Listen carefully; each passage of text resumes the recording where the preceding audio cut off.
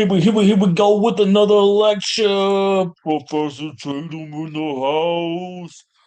On back to History 1301 for yet another lecture. Here we're looking at more colonial competition. In this lecture, we'll be looking at early English colonization. We'll start out by looking at a little context as usual. Then we'll look at the rough start of English colonization, see how that was changed with tobacco and labor.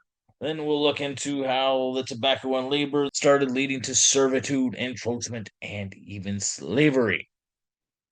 So I want to examine motivations for English colonization, looking both at why England, the state, the government, the monarchs and parliament wanted to colonize, as well as why individuals in England were wanting to leave and move to places like the American colonies. So let's start by examining some cultural motivations for English colonization. There was certainly this belief in England that they were somehow culturally superior to other people around the world. And therefore, they argued that they had a sense of responsibility to colonize other peoples, to spread their superior culture to other parts of the world, and to allow other peoples to adopt their culture. So, for example, we can take a look at England's conquest of Ireland in the 1500s before they began colonizing the Americas. So, here is an image from the English perspective in the 1500s of an Irish community. This will be the first part of your lecture activity you guys will be working on for this lecture. As you'll see, this lecture activity is going to have multiple questions that you'll be answering throughout this lecture, but this will be the first couple here. First question. I want you to just spend a few minutes looking at this image carefully and seeing what kind of things stand out to you. It shouldn't take long. This should just be a list of things. It can be either bullet points, it can be a list with commas. I really don't care. Just give me a list. This is one of the few times where I won't need complete sentences. Just give me a list of things that stand out to you here, some things that look kind of unusual. Look, maybe over here, this guy, over here, over here. I'm not going to point out too much because I want you to look at it, but there's all kinds of strange things going on in this picture. All right. Go ahead, pause, respond to that, jump back on. Okay, so then for the next part of the lecture activity, we need to consider what does this tell us about England's views of the Irish? If this is the way that England is portraying a common community of Irish people, what are they saying about all these people, right? If they have people doing things like this, and what are they thinking about the Irish? So sum up in 1 to 3 sentences. Make sure they're good, complete sentences with proper capitalization, punctuation, all that jazz of how the English likely view the Irish based on what you see in this picture here. Go ahead and pause, respond to that, and jump back on. All right, so now we got an idea here. The English clearly don't have a very high opinion of the Irish, right? They assume that they're some kind of backwards, quote unquote, savages who live very barbarically. And it's this kind of idea that the English used to justify their conquest of Ireland, right? They said that, okay, these Irish people are clearly in need of guidance. They are too barbaric to be able to govern themselves. We are so superior. We need to go in and conquer them and take over and bring our superior culture to them. Okay. The other part of their argument was if we don't go do it, somebody else will. All right. And we don't want our enemies to go in and colonize them improperly. So we need to go conquer them and make sure they get our superior culture. And this same type of thought process of cultural superiority would be carried on into their colonization to justify their colonization of the Americas as well. Right, saying that people like indigenous Americans were in need of English guidance and in need of England's superior culture. This also tied in with the Black Legend. Remember, the Black Legend was propaganda used by groups like the English and the French and others that said that, oh, the Spanish are treating Native Americans so inhumanely, so we need to go treat them better, right? We need to go colonize and stop them from getting too much influence. Stop the Spanish, that is, from getting too much influence because they're so bad. Again, this is the English basically saying their culture is superior and they have a duty to go colonize other parts of the world. But at the end of the day, it all comes down to the golden rule. No, I'm not talking about the golden rule you learned in Sunday school. I'm talking about the other golden rule. He who has the gold makes the rules. So definitely looking for all kinds of economic incentives here. We're interested in things like mercantilism. Remember, mercantilism is that economic theory that there's a limited amount of wealth and resources around the world. And in order to gain a favorable balance of trade, a country must go colonize, get a hold of those wealth and resources. Right? And they're looking at countries like Spain and France who are already getting a foothold in the Americas and already profiting from it. They're saying we need to go get in on some of that limited wealth. But there are also economic motivations for people in England to want to leave and to go colonize in the Americas. Economics in England were not so great in the time that England was considering colonization. It was overpopulated, and there was a lack of economic opportunities. All right, there's a lot of people, few economic opportunities. That means there's a lot of people without jobs, a lot of people without land, a lot of people struggling to survive. And they're hoping, okay, we can go to the Americas, maybe have a better economic standing there.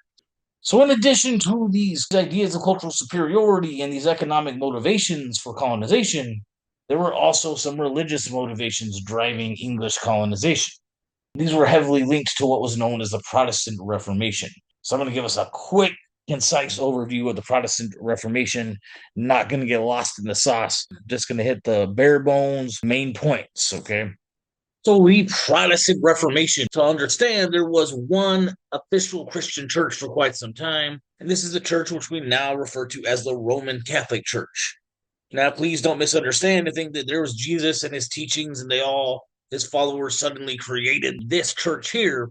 This church very gradually developed over time. There was a lot of politics involved in creating this church for what it was.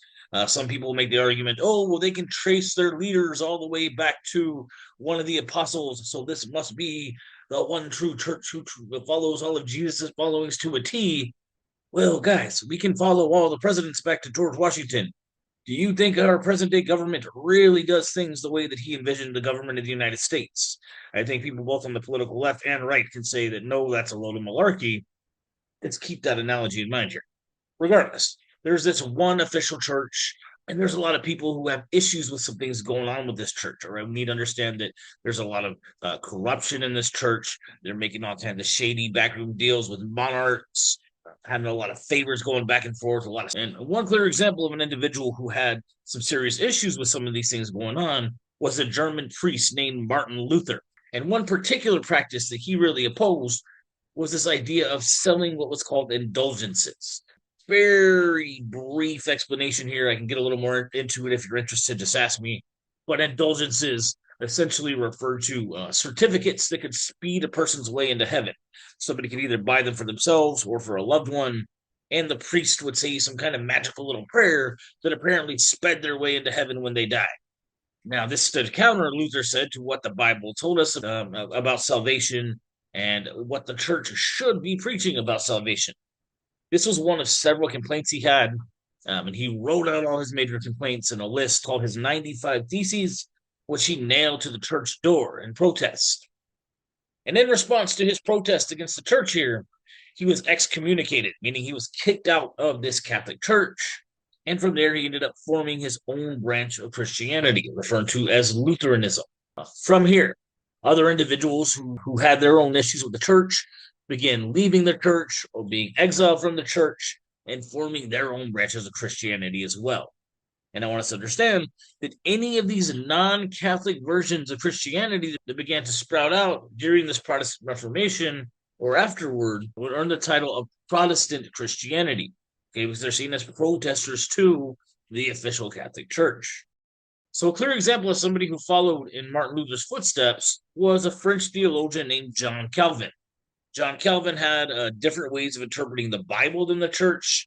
So, for example, he believed in this concept of predestination, which states since God is all knowing, God has known from the dawn of time which people will be saved and which people will be damned.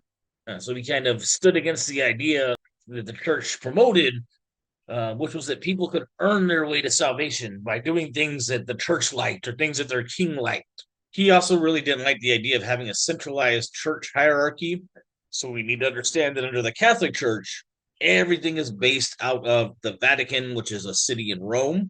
The Pope, the head leader of the church, from there sends doctrines out that the bishops all around the world have to follow. And then under the bishops, there's priests who carry out those doctrines to the actual practice of the people actually practicing this religion. And Martin Luther didn't like having all the orders come down and having this complex church hierarchy. He advocated more of a localized congregation with local church leaders working with their congregation. So, with all these differences he had with the church, he ended up breaking away and forming his own branch of Protestant Christianity, known as Calvinism. These are just two examples of people splitting from the church in this period. There's several others, and over time, there'd be several branches that came off of these various Protestant branches of Christianity. That's why there's so many different types of Christianity now in the 21st century. But as all this was happening, the King of England, a guy named Henry VIII, was known as a defender of the faith. He opposed this Protestant Reformation and he stood firm by the Pope, said, I'm your guy, Pope. You don't have to worry about me leaving you. But that changed when King Henry VIII decided he wanted a son so that he could have a male heir. And when it was clear that his first wife was not going to be able to produce him a male heir, he went and sought what was called an annulment. Very simply put, that's a technical way that nobles and monarchs and wealthy people were able to get divorces because the church did not allow for divorces, but they could allow this what was called an annulment, where they could say the church never really recognized his marriage to begin with. It was kind of null and void. And therefore, the couple could separate. So when King Henry VIII went and asked the Pope for this annulment, basically a divorce, the Pope denied his request. He said, look, man, I know you're my defender of the faith. You're my guy. Ask me any other favor and I've got you. But I can't do this because I have some deals going on right now with your wife's family. I really don't want to upset them. So sorry, no can do. What else can I do for you? And King Henry VIII said, you know what else you can do for me? You can go yourself. And he ended up leaving the church, despite being this quote unquote defender of the faith. When he didn't get his way, he took off and formed his own Christian church. He founded what was known as the Anglican Church or the Church of England. If we use either of those terms moving forward, or if you hear either of those terms in modern English, Anglicanism, the Church of England, the Anglican Church, those all refer to the same church here. Now, this church is very, very similar in a lot of ways to the Catholic Church. A lot of the same practices, similar type of hierarchy, but there were some key differences. Two major differences that I need us to be aware of are this church, one, permitted divorce, and two, the head of this church would not be the Pope, but it would be the monarch of England. So, in short, King Henry VIII granted himself the authority to be the head of the church and gave himself the divorce that he wanted. But remember, the reason all this happened is because Henry VIII wanted to divorce his wife because she could not give him a son to rule as his male heir. That would set up a whole chain of events. He'd end up getting married 6 times total. Some of his wives he would have killed, others he'd have just banished from the kingdom. One of them ended up dying during childbirth, trying to produce him a male heir. And he did eventually have one son, but he was pretty sickly. He ended up dying by the time he was about 12 or 13 or so. So he didn't really get to rule much over England. So that all these tragic things happened as a result of this guy being so obsessed with the idea of having to have a son who could succeed him, right? And that's really why this whole branch of Christianity was originally formed. Don't want to get too lost in all that. What I really want us to understand is that England is now involved in this Protestant Reformation, and they are now practicing Protestant Christianity. And this led to a big contest for power between conflicting versions of Christianity. And we got to keep in mind that nations like Spain and France, who were already getting a strong foothold in the Americas, were very heavily Catholic.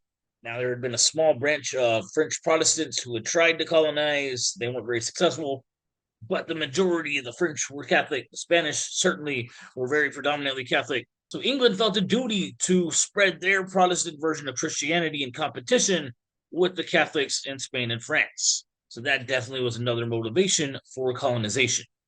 There was also some religious factors that were driving people out of England. All right, a lot of reasons tied to religion that people wanted to leave England. So once King Henry VIII established his Church of England, over the next several years, there was revolving doors of state religion in England.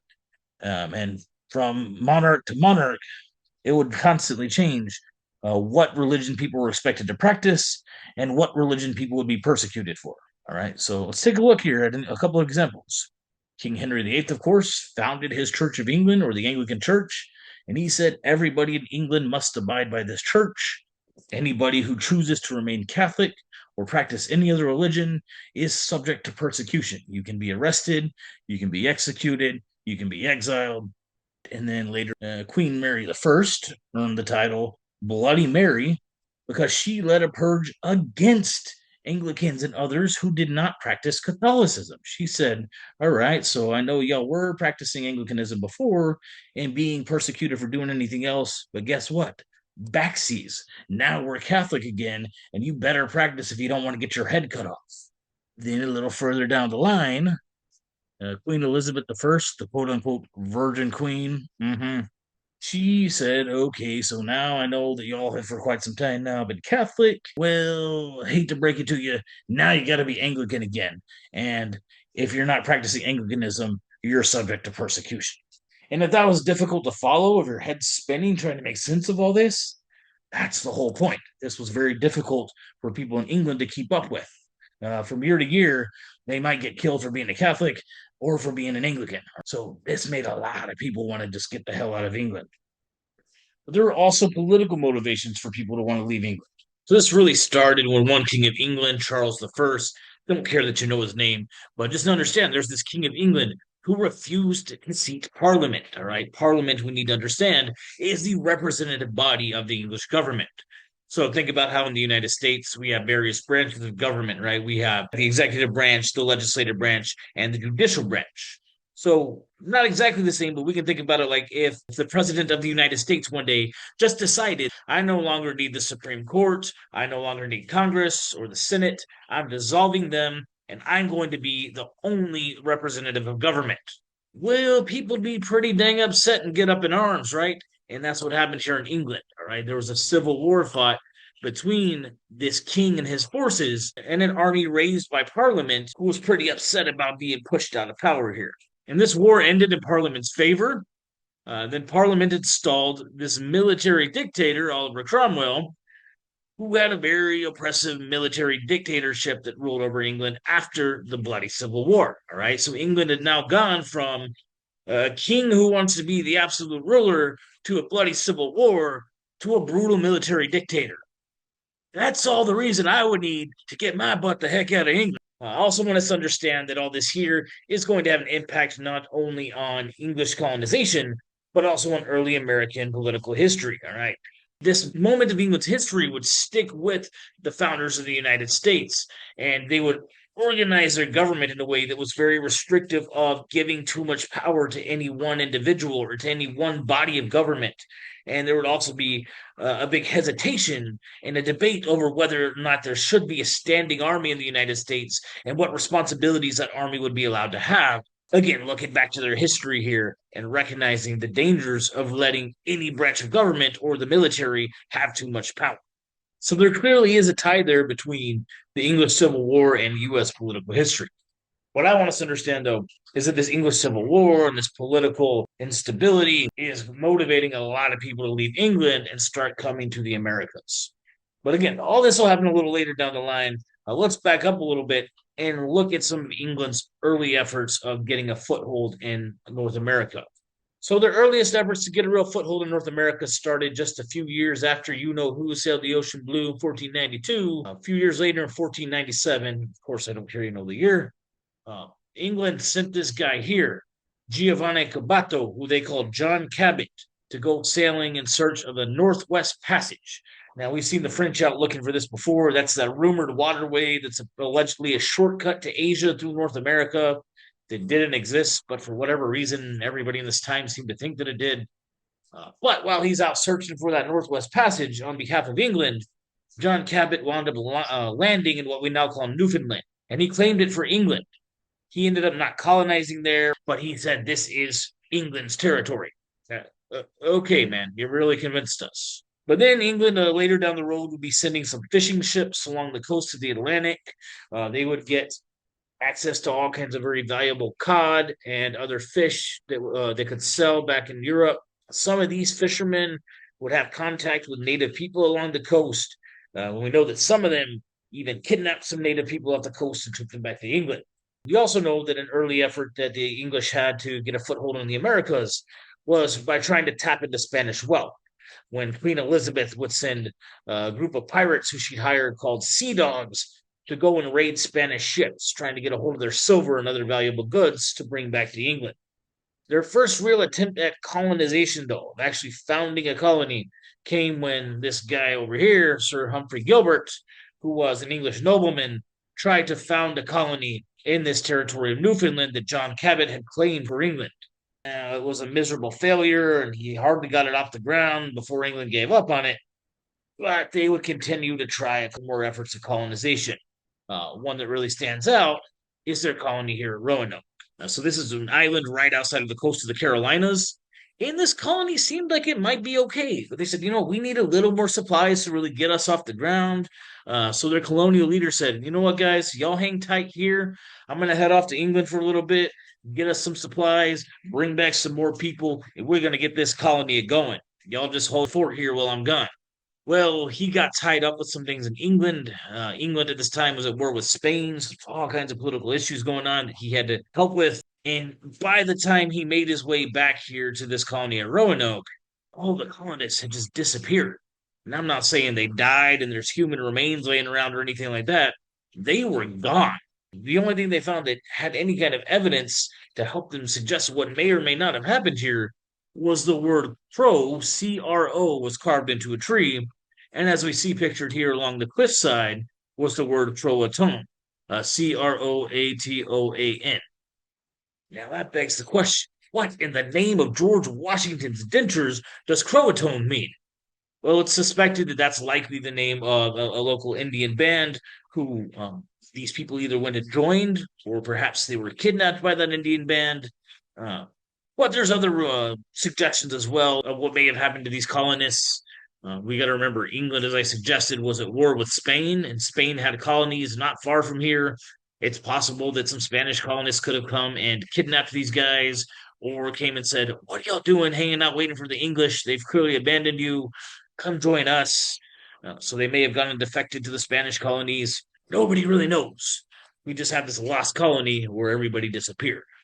What I want us to understand most, though, about this colony at Roanoke is that it hindered English colonization for a couple decades. So for about 20 years, everybody was pretty hesitant to do much colonizing. Consider being the King of England or a wealthy investor, and you put money into having this colony, and then everybody just disappeared, and that's after you've already had another colony or two fail. Are you really going to be in a big rush to keep funding this?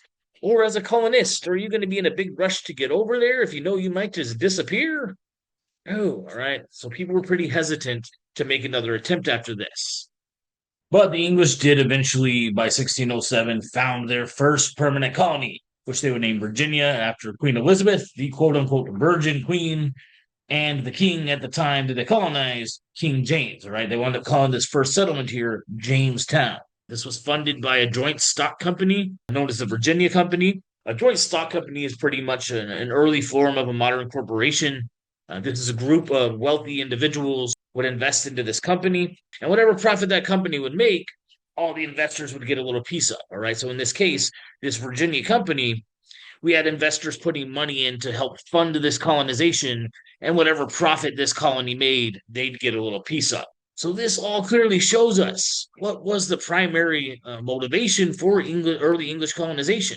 If it's a joint stock company trying to make a profit, it's all about cha-ching, money, money, money, money, money. First successful English-American colony was not founded on a basis of religious freedom, as a lot of people might try to convince you. It was all about that cha-ching, baby.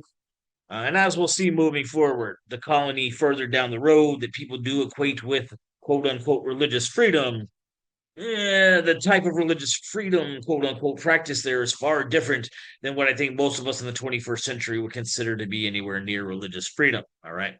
But moving on here, primary motivation early on, clearly money. Now, Virginia was the first successful colony, but that's not to say that they did not face some severe troubles in their early days. We got to consider some things that worked against them. For example, their location. They're surrounded by water here, settled on the banks of what they call the James River, named after King James, just like Jamestown. But where they're settled here, this water would come up and then go down and kind of ebb and flow.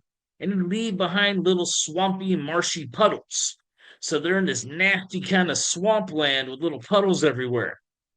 And that kind of water is perfect breeding ground for mosquitoes. All right. So they had mosquitoes going all over the place, eating them up, sucking their blood, and also, most importantly, spreading diseases like malaria. All right. So there's a lot of disease being spread around. That was further amplified because the men in this area were coming here. It was primarily men. And guys, let's be honest. A lot of times, if we're outdoors and there's a puddle of water we can go in, sometimes we get a little tempted and we go in that puddle of water, right?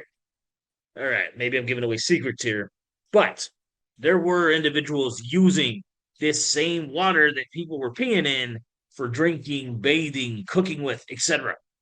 All right. Now, there certainly are advantages to living near water. You can fish, you can transport goods, transport people pretty easily. You can get some of that water, boil it to drink. But again, and when you're in a swampy, marshy area like this, you got all those problems along with the risk of flooding. Okay. So, definitely some hardships here with location and the things that came with it. Another hardship Virginia faced was the types of colonists they brought. So for the next part of y'all's in-class activity, I want you to go ahead and pause in a minute here. And for this next one, once again, I don't really need complete sentences. Just need you to make a list. It can be bullet points or it can be commas, whatever works for you. But think about it. If you're establishing a colony, what kinds of people are you going to bring? What characteristics would you want people to have? You think about the types of people, the careers you would like people to have coming to your colony. So go ahead and pause here, make a quick list of characteristics you'd like people in your colony to have, and what kind of crafts or careers you would like the people that you're bringing to your colony to have. All right, let's go ahead and pause, knock that out, jump back on. Okay, welcome on back. I know when I've asked this question before in a class, students tend to want people like doctors, maybe some soldiers or people who can act as police. Some people want to bring preachers. A lot of people say teachers to educate others. Others suggest bringing people with skills like carpentry or bricklaying, maybe some ditch diggers, people who know how to make things happen. Well, that's not the kind of people who were brought to early Virginia. All right, early on, the vast majority of people coming over here were gentlemen. And when I say gentlemen, I don't mean it in the 21st century sense of a man who has a sense of values and is very respectful to others.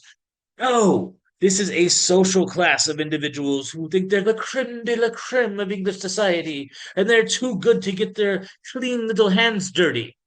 So they were not willing to do the work that was necessary to make a colony properly function.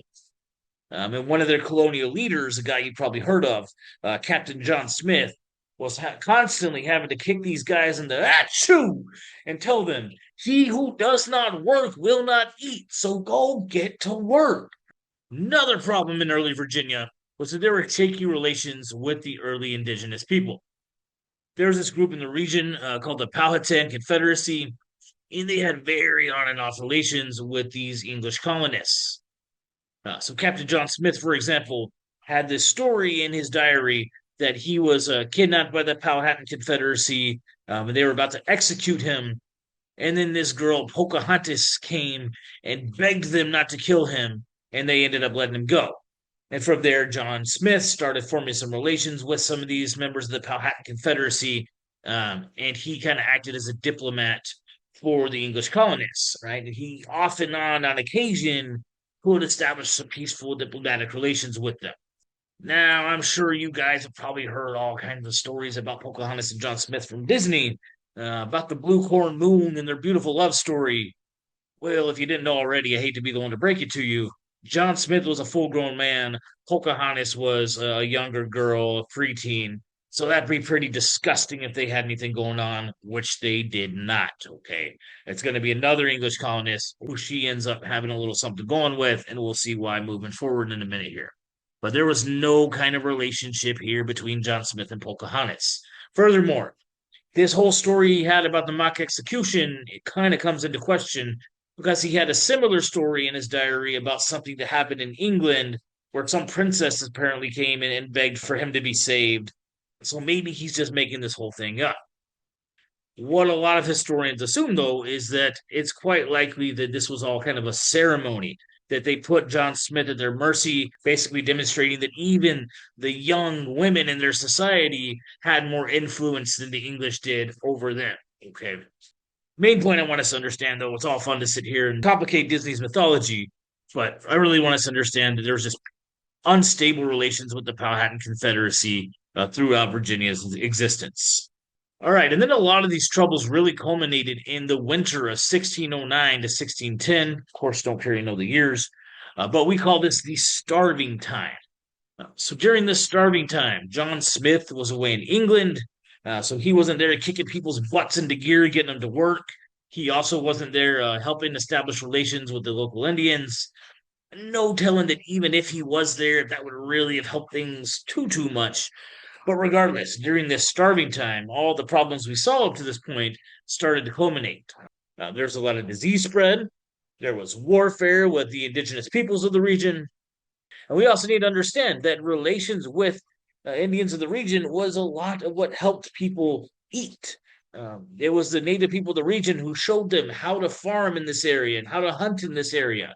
And without their support, so many people started to starve that people even started resorting to things like cannibalism. Hey, Mom, what's for dinner tonight?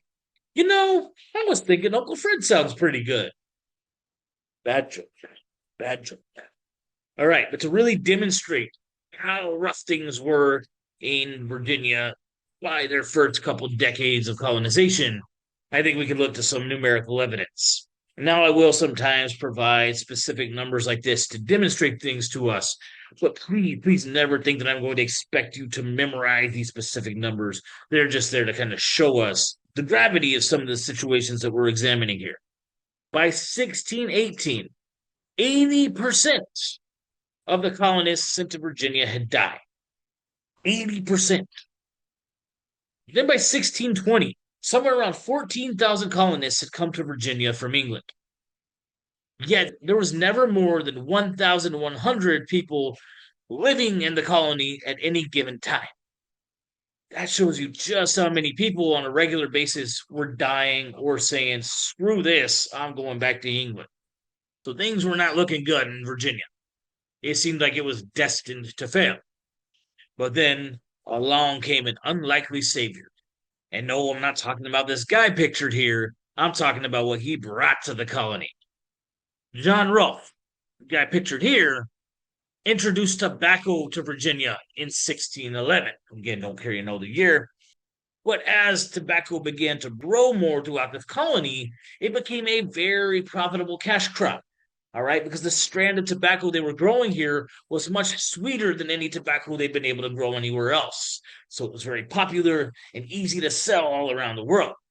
So they were able to use a lot of the money they got off of tobacco to help provide better lifestyles for themselves, import more food, import more supplies, build better shelters. Furthermore, tobacco requires a lot of land. So to get access to more land, more and more people began moving away from the coastline and away from the James River banks, where they were getting all that swampy area where disease was spreading and mosquitoes were eating everybody. So they were getting into some nicer terrain.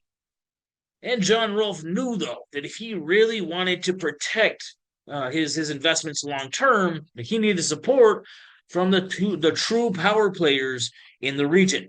So he decided he was going to establish a relation with the Powhatan Confederacy by breaking a taboo in English society.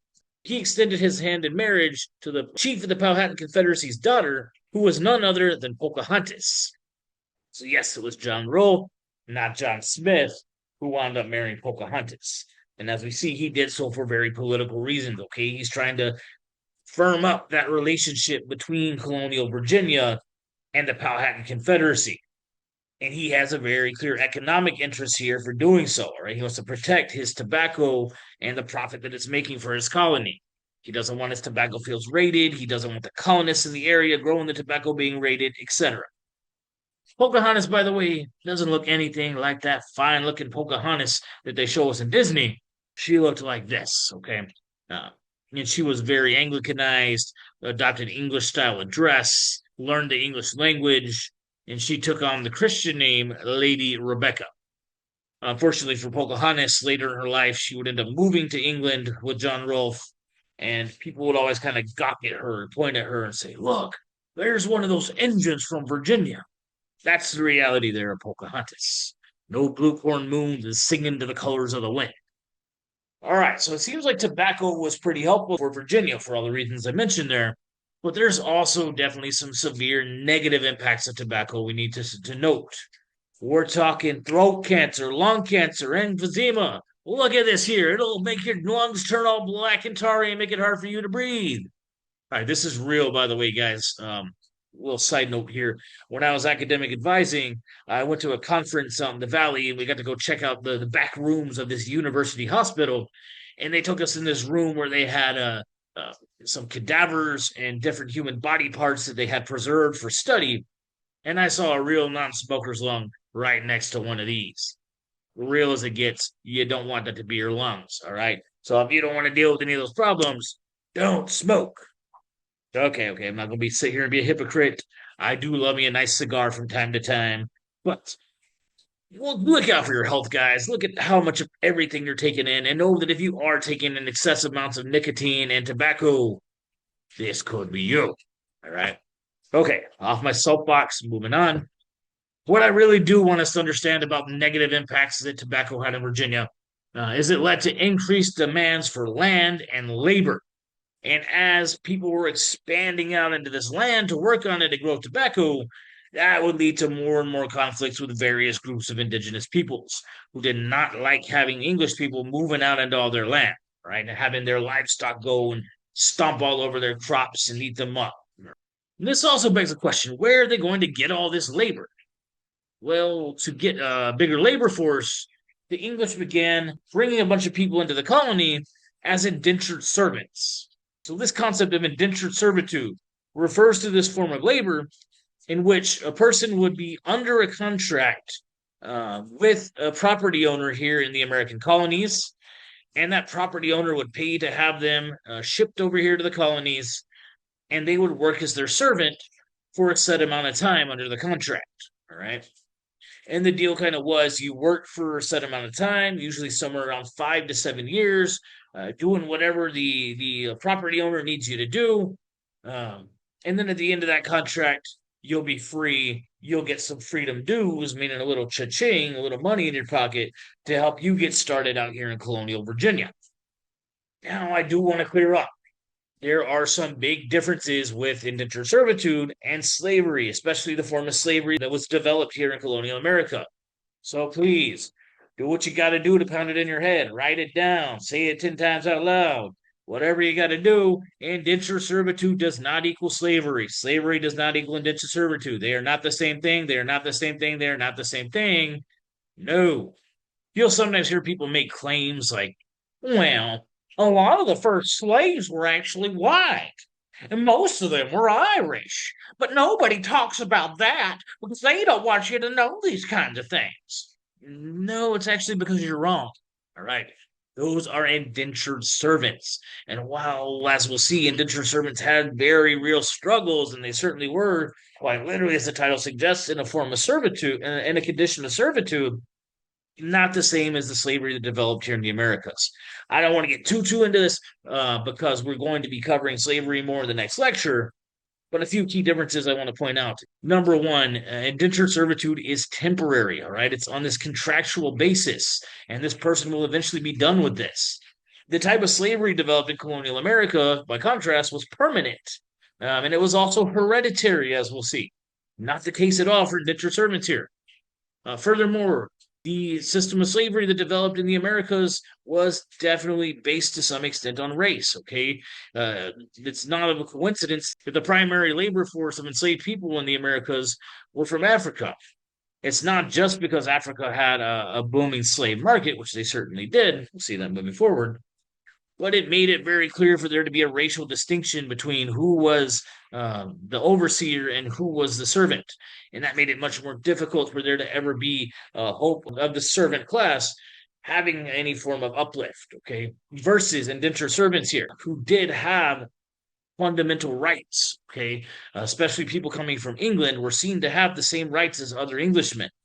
Now, whether or not they were always able to practice those rights freely is a different issue. So, for example, if an indentured servant wanted to take his overseer to court for treating him unfairly, he certainly had the right to do so. Now, is that going to turn out so great for him? Probably not. But he still has that fundamental right, and that's much different than enslaved people. Okay. Biggest difference I want us to understand is that indentured servants were viewed as people in the eyes of the law, whereas enslaved people, as I call them, were not called that in the society. They were simply called slaves because they were not viewed as people. They were viewed as property. Very clear distinction there. All right. Again, we'll look more at slavery moving forward. I just wanted to make sure to clear this up before we go any further with indentured servitude. All that being said, I do not want to undermine by any means the experiences endured by indentured servants. They were pretty intense. Right? So you guys already read Richard Frethorn's letter to his parents and saw some of the things that he was struggling through there. But I want you to take a look at another source here as well to try to understand the experience of an indentured woman who recorded her experience through song. So what you're going to do for the final part of your lecture activity, you're going to go ahead and click on this link here.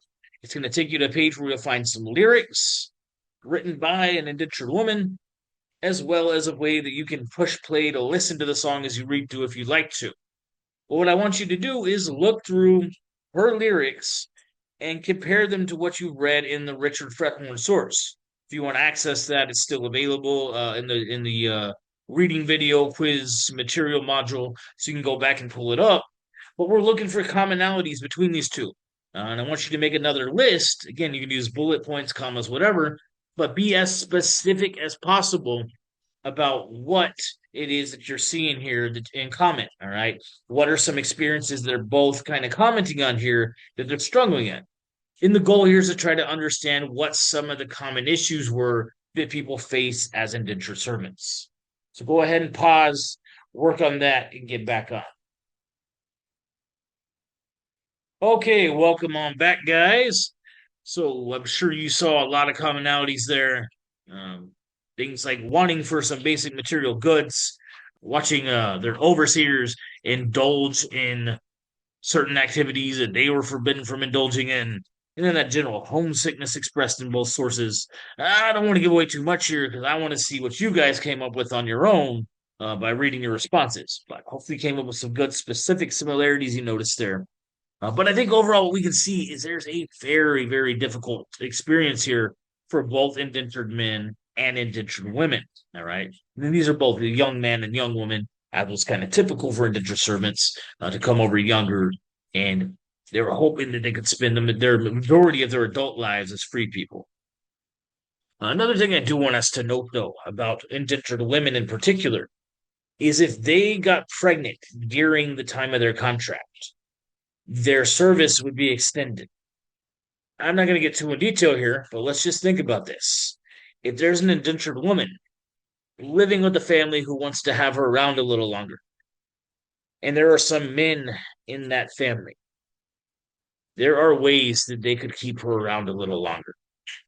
And unfortunately, based on some things that are available in the historical record, it seems quite likely that that happened to some indentured women. So I'll just leave that at that. We can see pretty tough time here for indentured servants. So this all kind of begs the question, why would anybody be willing to do this? Why would somebody agree to be an indentured servant? Well, not all of them did. Okay, there were some people who were forced into these kinds of contracts against their will. There were some people who were kind of kidnapped and forced into this. Some people had to do this as a way of paying off a debt or as a punishment for a crime. But I want us to understand that even though there were some people working as indentured servants involuntarily, they still were viewed as people in the eyes of the law, and they were still seen as a form of a temporary type of servant. So it's still much different than the slavery that will develop here in the Americas. But I did want us to understand that this is not always voluntary. But in many cases, it was. So why would somebody agree to do this?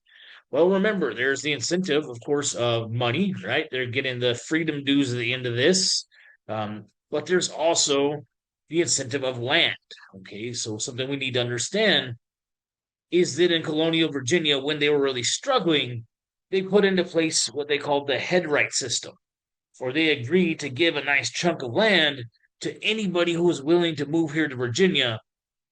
And all they had to do was agree to improve that land in some way, right? Had to build on it, had to farm on it, whatever, and they'd get 50 acres of land, right? So a lot of indentured servants would come over knowing that at the end of this contract, they're going to have access to land. Well, there's a couple problems with that. One being, while they were under their contract, their overseer had access to all of their land and they could be using it up, running livestock all over, plowing it up to farm it. And by the time the indentured servants finished their contract and got that land, in a lot of cases, the land was all used up and no good. Furthermore, there wasn't always quite as much space as promises were made here, right? Great example we can see of that is with this incident known as Bacon's Rebellion. Okay, so Bacon's Rebellion would really be a big wake up call for a lot of elites and property owners in colonial America about the potential dangers of indentured servitude. So pretty much by the late 1600s, 1670s, that is, there were a lot of demands placed on the governor of Virginia, a guy named William Berkeley, to expand the colony further, right? Especially as more and more indentured servants were completing their contracts and wanting access to the land they were promised, or wanting access to new land because the land they had was all used up. They started demanding for the governor to do something about this. They said, look, we need access to more land. Now, there were some wealthy elites and stuff who just wanted a little more land for themselves too, who were getting in on this. But the majority of people demanding for the governor to expand the colony and get more land were indentured servants who were finishing up their contracts. All right. And I think if we use a little empathy, even if we don't have sympathy there necessarily, we can understand that these are people who agreed to go through the harsh conditions that they did for so long. Things like we saw Richard Frethorn and the damsel in the song talking about, because they believed that at the end of this, there was going to be light at the end of the tunnel, right? They thought they were getting access to some quality land. And now that's not the case. So they're coming and demanding it from the governor. Problem with this was, remember, they're not in an unpopulated wilderness. There are indigenous peoples populating all the lands around them. So they can only move so far before they're encroaching into indigenous people's territories.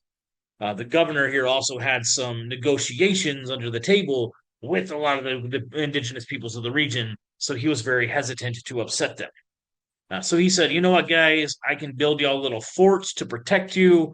You guys over there waiting for land, y'all are going to have to hang tight. We'll figure something out, but I'm not willing to go expand right now. So there's a lot of frustration building there, as you can imagine, against the governor, mainly by these former indentured servants who are going through their contracts and now wanting a fair deal and feeling like they're not getting it. Well, as all this was playing out, along came this guy to Jamestown, a guy named Nathaniel Bacon. Nathaniel Bacon was a relative of Governor Berkeley, and he had a long-standing resentment against Berkeley, and he wanted to get back at Berkeley for this. And he looked around at the situation. He said, hey, this is kind of cool. We got this angry mob of people, and who are they mad at? They're mad at Berkeley. I can take advantage of this situation.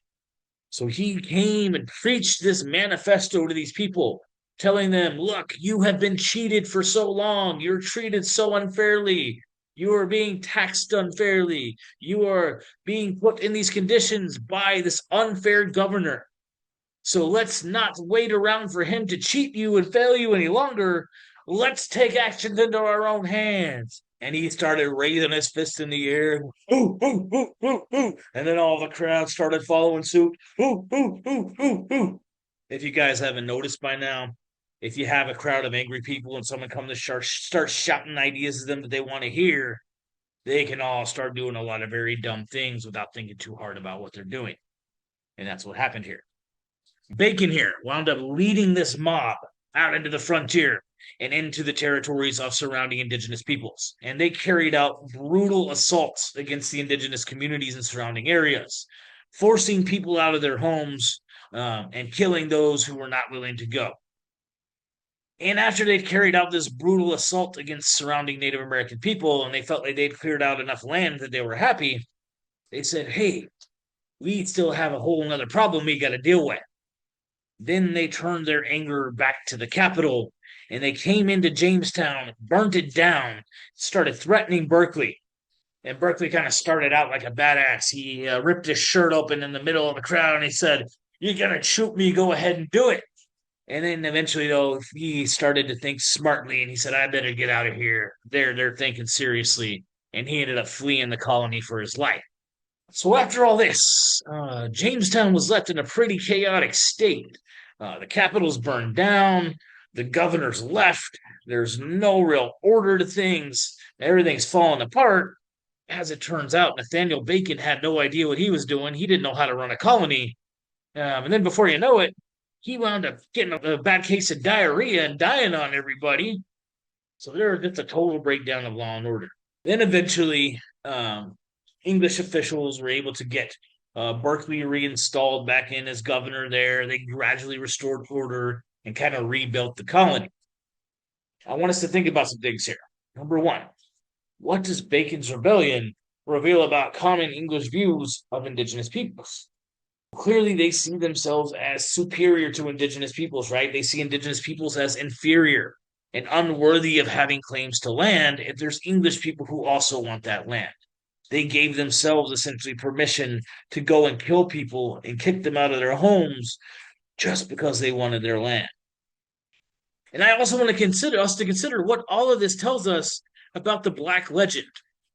So remember, the Black Legend was this propaganda used by England and other European nations to justify their colonization of the Americas. Remember, they said that the Spanish were here treating Native Americans so poorly, so they had the right to come in and colonize in a more humane manner. Are they really colonizing in any more humane of a manner if they're just going in angry mobs, killing people and running them out of their homes? Not really. All right, so they showed us that the Black Legend was nothing more than a big old pile of doo doo. All right, what I really, really want us to understand about Bacon's Rebellion, though, was what it led to. There were a lot of property owning elites who were very terrified by what happened here, saying this is kind of a byproduct of indentured servitude, right? If we have too many people who are expecting us at the end of their contract to provide something to them, that can get kind of dangerous if we're not able to own up to the promises we make, the way that William Berkeley wasn't. Things didn't turn out well for him. So this led people to realize that there were some flaws with indentured servitude, that there's always going to be this poor class coming out of the other end of the contract who were going to have demands of the elite and are going to have a lot of frustration and resentment already kind of built up from their servitude that they could very potentially take out on the elite if the elite don't own up to what the poor class is expecting from them. So they kind of decided here, we need a new form of servitude that's more permanent. We need to find a very clear divide between who's in the class of servitude and who is not, so that they don't get any ideas of joining our rank in society. And what they ended up doing here is depending much more heavily moving forward on African slavery as the primary means of labor in colonial Virginia. Okay, so put very concisely here, we can say that Bacon's Rebellion was historically significant because it led to African slavery replacing indentured servitude as the primary means of labor in colonial America. From here, we're going to see a big boom in slavery and a lot less indentured servitude. We'll go ahead and end this here for now, guys. We'll pick up in the next lecture examining the system of colonial slavery that was developed through the transatlantic slave trade. If you have any questions on any of this, though, let me know. Otherwise, over and out.